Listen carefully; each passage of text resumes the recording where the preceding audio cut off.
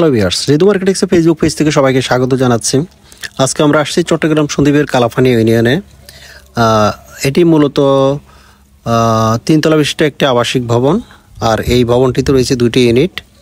আর এই ভবনটির প্রত্যেকটা ইউনিটের সাইজ হচ্ছে আপনার 1400 স্কোয়ার ফিট করে। আর প্রোগ্রামের কথা যদি বলি আমি আপনাদেরকে, এখানে রয়েছে একটা লিভিং কাম ডাইনিং, 3টে বেডরুম, একটা কিচেন আর 2টো টয়লেট রয়েছে। আর প্রোগ্রামটিতে আমরা যদি প্রথমে রয়েছে আমাদের লিভিং কাম ডাইনিং, এবং এর পাশে রয়েছে আমাদের একটি কমন টয়লেট এবং গেস্ট বেড।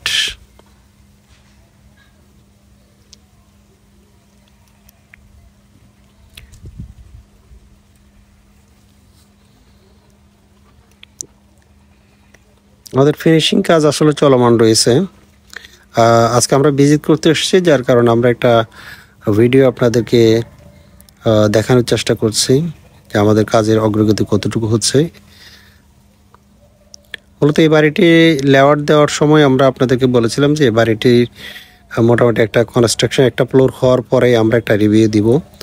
তো আজকে ভিজিট আসার পর আমরা চিন্তা করলাম আপনাদেরকে এই বাড়িটার ভিতরের অবস্থানটা বা বাইরের অবস্থানটা দেখাই। যদিও বা আমাদের ডিজাইন থেকে কিছুটা বাড়িটা মালিক পক্ষ পরিবর্তন করেছেন।